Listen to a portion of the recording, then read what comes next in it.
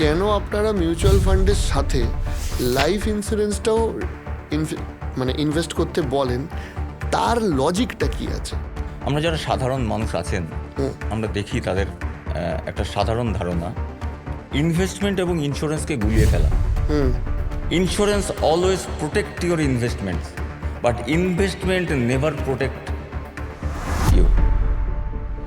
মানুষ কি সত্যি এতটা ডিসিপ্লিন যে আপনাদের কথা শুনে ঠিকঠাকভাবে ওখানে ইনভেস্টটা করে? আমি একটা ছোট্ট উদাহরণ দিই আপনাকে, বুঝতে সুবিধা হবে।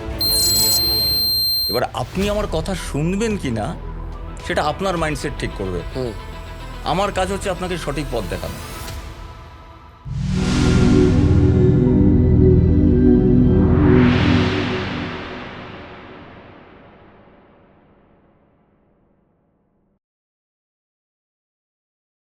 ধরুন মিউচুয়াল ফান্ডে তো আপনারা ইনভেস্ট করতে বলেন, তার সাথে কোন কোন ক্ষেত্রে আপনারা এইটার সাথে লাইফ ইন্স্যুরেন্সে ইনভেস্ট করতে বলেন?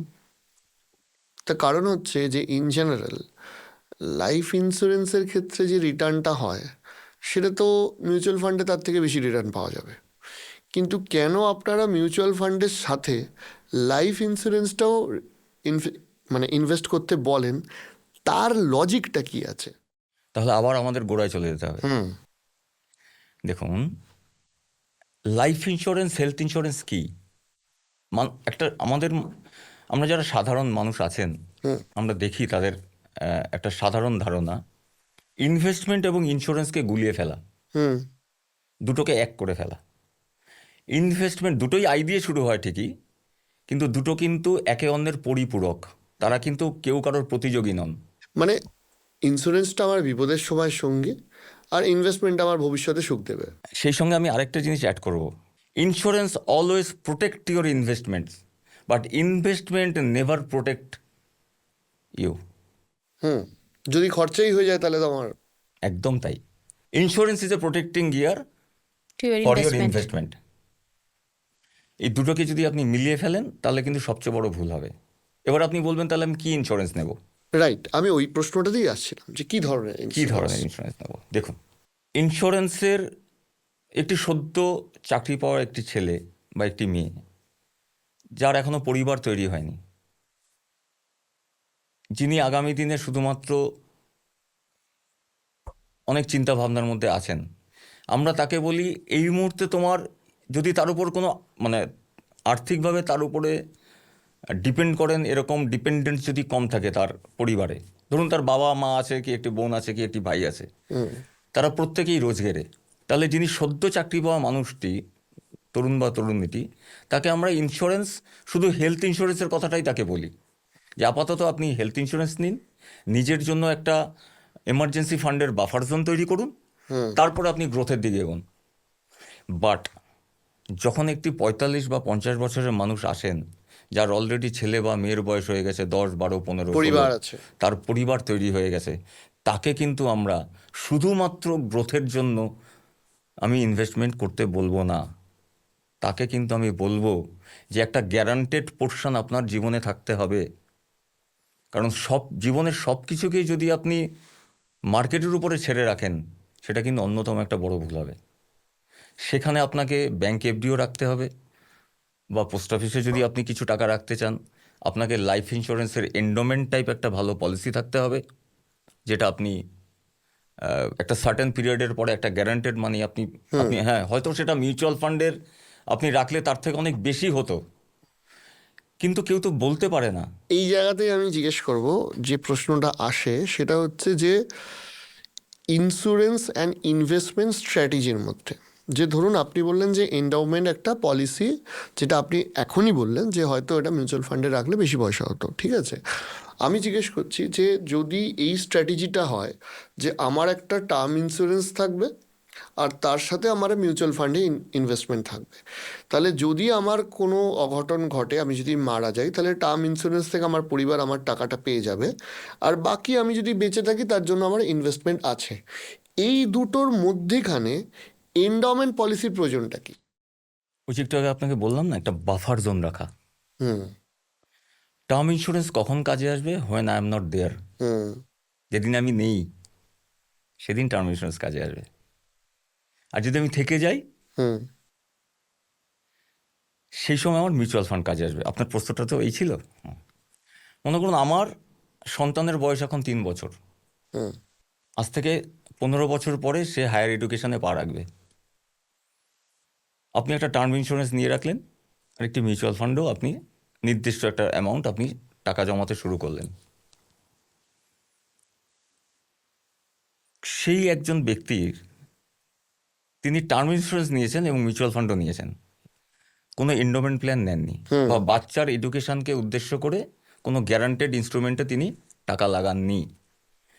ঠিক যখন 15 যখন তার প্রয়োজন হবে বাচ্চাটির, যখন সে হায়ার এডুকেশনে পা রাখতে চলেছে, সেই সময় যদি জিওপলিটিক্যাল টেনশন বা করোনার মতন কোনো উপদ্রব যদি হাজির হয়, হুম।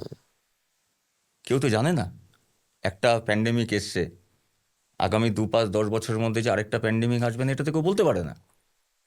তাহলে আপনার মিউচুয়াল ফান্ডের যে উদ্দেশ্য করে আপনি রেখেছিলেন, যদি ড্রাস্টিক্যালি সেটার পতন হয়, আপনি কোথায় টাকা পাবেন তখন? ওই বাচ্চাটির এডুকেশন তো থমকে যাবে না, তাকে তো আপনাকে পড়াশোনাটা করাতেই হবে, বা সে যেখানে যেতে চাইছে আপনি আপনার সর্বস্ব দিয়ে তো তাকে পৌঁছানোর চেষ্টা করবেন। তাহলে আপনার যে এই যে যে ইনস্ট্রুমেন্টগুলো আপনি এতদিন ইউজ করে এসেছিলেন, সেই ইনস্ট্রুমেন্টগুলো তো আপনার কাজে এলো না তখন কোনো। ইনস্টেড অফ দ্যাট, আপনি যদি মিউচুয়াল ফান্ডে ধরুন আপনি 10,000 টাকা করে রেখেছেন, সে সময় আপনি যদি 60-40 বা 70-30 রেশিওতেও আপনি ধরুন 10,000 টাকার মধ্যে 7,000 টাকা আপনি এসআইপিতে দিলেন, 3,000 টাকার মান্থলি একটা এন্ডোমেন্ট পলিসিতে দিলেন, তাহলে কিন্তু আপনাকে কিছুটা হলেও ও আপনাকে সাপোর্ট হিসাবে কাজে দেবে ঠিক সেই সময়টায়, যেই সময়টায় আপনার সব থেকে বেশি প্রয়োজন। প্রয়োজন। তাহলে একজন ফাইন্যান্সিয়াল অ্যাডভাইজার হিসেবে আমার মনে হয় যে সব থেকে বেশি যেটা গুরুত্বপূর্ণ, যে মার্কেটে যতগুলো ফাইন্যান্সিয়াল প্রোডাক্ট রয়েছে প্রত্যেকেরই একটা আলাদা আলাদা নির্দিষ্ট প্রয়োজন রয়েছে। একদম তাই। তাহলে আপনাদের কাজ হচ্ছে কখন কোনটায় সঠিকভাবে ইনভেস্ট করবে সেটা বোঝানো। কিন্তু এইবার আমাকে একটা কথা বলুন, ইন জেনারেল যারা কাস্টমার বেস আপনাদের কাছে, মানুষ কি সত্যি এতটা ডিসিপ্লিন যে আপনাদের কথা শুনে ঠিকঠাকভাবে ওখানে ইনভেস্টটা করে, নাকি মাঝে মাঝেই ওই ঘোড়ার কন্ট্রোল হাত থেকে বেরিয়ে চলে যায়? আমি একটা ছোট্ট উদাহরণ দিই আপনাকে, বুঝতে সুবিধা হবে। আমার কাছে একজন রেফারেন্সে এসছিলেন একজন ডাক্তারবাবু, তারা বাবা ছেলে দুজনেই ডাক্তার। তারা এলেন আমার কাছে, বললেন যে কুশবাবু আপনার সঙ্গে ফোনে বললেন আর কি আসার আগে, তো কখন এখন আসতে পারি? আমি বললাম যে এই সময়টা আসুন। তখন তারা এলেন। তো ডাক্তারবাবু বয়স্ক মানুষ, অ্যাবাভ 70 এজ। তা তিনি আমাকে বলছেন যে কুশবাবু আমরা আপনার কাছে এসেছি, একটা মেডিক্লেম করতে হবে। হুম। আমি বললাম, একদম ঠিক তাই, করতে হবে। তা বলছে আমার না একটা ন্যাশনাল ইন্স্যুরেন্সের মেডিক্লেম আছে, 1 লক্ষ টাকার মেডিক্লেম আছে, আমি এটা বহুদিন ধরে চালাচ্ছি। তা আপনি একটা 1,02,000 টাকার একটা মেডিক্লেম করে দিন, আমি একটু বাড়াতে চাই ওটাকে। আমি বললাম, বেশ। আর কি, আর কি প্রয়োজনীয়তা আছে? বললাম আপাতত এটুকুই প্রয়োজনীয়তা। আমি বললাম, আপনি 1 লাখ টাকা বাড়িয়ে 2 লাখ করতে চাইছেন কেন? না, খরচ খরচা তো অনেক বেড়েছে এখন, দেখতেই পাচ্ছি চারিদিকে। দেখুন ডাক্তারবাবু, আমি চাইছি আপনি 10 লাখের পলিসি করুন। তো বলছে, না না না, অত দরকার নেই। আমি, দেখুন আপনি তো ডাক্তারবাবু, আপনার কাছে কি পেশেন্ট গিয়ে বলে যে আমার এই অসুস্থতা হয়েছে, এই ওষুধগুলো দিন? বলে তো না। আপনি আপনার সমস্যার কথা আমাকে এসে বললেন, এবার আপনি পেশেন্ট, আমি ডাক্তার, হুম। আমি যেটা বলবো আপনাকে সেটা করতে হবে, কারণ এটা আপনার ভালোর জন্য। দেখুন, প্রেসক্রিপশন আপনি করে দিতেই পারেন, পেশেন্ট বাইরে গিয়ে ওষুধটা খাবে কিনা সেটা পেশেন্টের বিষয়। ওষুধ খেলে ভালো হবে, না হলে ভালো হবে না। তখন তাদের আমি বোঝাতে আরও বেশ কিছু কথা হয়েছে, তারপর তারা এগ্রি হলেন। দুর্ভাগ্যজনকভাবে আপনি দেখুন, সেই মানুষটা আমার কাছে হেলথ ইন্স্যুরেন্স নেওয়ার 1 বছরও যায়নি, তিনি রেকটাম ক্যান্সারে আক্রান্ত হলেন। কত টাকার পলিসি আপনি করেছিলেন? 10 লাখের পলিসি। কাজে এসেছিল? শুধু কাজে নয়, শেষ যখন ওনাকে আমি দেখতে গেছিলাম, ভদ্রলোককে, উনি লিটারালি আমার হাতটা ধরে কেঁদে দিয়েছিলেন যে সেই রাতে যদি আপনি আমাকে জোর না দিতেন তাহলে তো আমি 2 লাখের পলিসি করে চলে আসতাম। এবার আপনি আমার কথা শুনবেন কি না সেটা আপনার মাইন্ডসেট ঠিক করবে। হুম আমার কাজ হচ্ছে আপনাকে সঠিক পথ দেখানো। হুম বহু মানুষ আমাকে এও বলতে শুনেছি আমি যে আপনার সাথে কৌশিকবাবু 10 বছর আগে দেখা হলে আমার পরিস্থিতি অন্যরকম থাকতো। আমি তাদের একটা কথাই বলি, বেটার লেট দেন নেভার। একদম তাই। একেবারে না দেখা হওয়ার চেয়ে একটু দেরি হয়েছে, এবার আমরা চলি একসাথে, ঠিক পৌঁছে যাবো লক্ষ্যে। আর কোচ ছাড়া আপনি যত বড় প্লেয়ারই হন না কেন ওয়ার্ল্ড কাপ জিততে পারবেন না। পারবেন। তাহলে মেসি কিংবা বিরাট কোহলির জন্য কোচ লাগতো না। কোচের প্রয়োজন হতো না। একদমই তাই। না, অনেক ধন্যবাদ আজকে আপনার এখানে সময় দেওয়ার জন্য। নমস্কার আপনার দর্শকদের। একটা দারুণ আড্ডা হলো আমাদের, এবং আপনার মেয়ের সাথেও পরিচয় হয়ে ভালো লাগলো যে আপনি নেক্সট জেনারেশনটা তৈরি করে দিয়ে হ্যাঁ, যাচ্ছেন। এই এই এই কথাটা আমি একটু বলি, কেন আমি নেক্সট জেনারেশন তৈরি করছি। দেখুন, আজকে আমার এত বছরের পরিশ্রম, এত মানুষ আমার উপরে রিলাই করেন, হুম সেই মানুষগুলো তাদের পরিবারের একটা অংশ হিসাবে তারা আমাকে ট্রিট করেন। একদমই বিপদের বন্ধু। একদম তাই। তাদের আনন্দের দিনে, দুঃখের দিনে, সব কিছুতেই আমি তাদের সাথী। চেষ্টা করি অন্তত ফিজিক্যালি যদি কখনো পৌঁছতে নাও পারি, পাশে থাকার চেষ্টা করি। এই মানুষগুলোর যে ভরসা এতদিন ধরে, তাদের যে সব কিছুর, আমার অবর্তমানে এই মানুষগুলো কার কাছে যাবেন?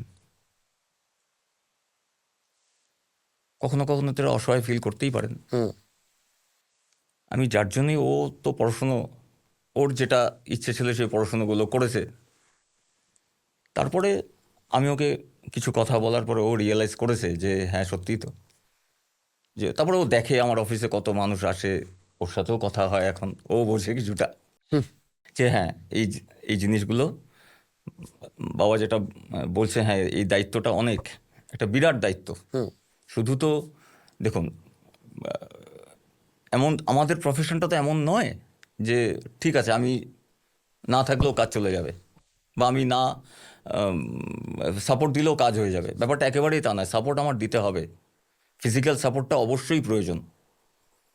মিউচুয়াল ফান্ডের এসআইপি কাটতেই পারে অটোমেটিক্যালি, কিন্তু যখন রিডেমশন হবে বা চেঞ্জ অফ নমিনেশন হবে, চেঞ্জ অফ ব্যাঙ্ক অ্যাকাউন্ট হবে, mail ID phone number change হবে, তখন কিন্তু আপনি সেগুলো অনলাইন করতে আপনার অসুবিধা হবে, তখন কিন্তু আপনার সাপোর্ট লাগবে, বা নমিনি চেঞ্জ হবে, তাই না? তো সেই ব্যাপারগুলো রিয়েলাইজ করেই ও এখন আমার টিমের অংশ। আমার একটা টিম আছে, আমরা একটা টিম হিসাবে আর কাজ সেই করি। টিম থেকে আজকে পডকাস্টে। সেই টিম থেকে আজও না পডকাস্টে। অনেক অনেক ভালো লাগলো আপনিও আসাতে।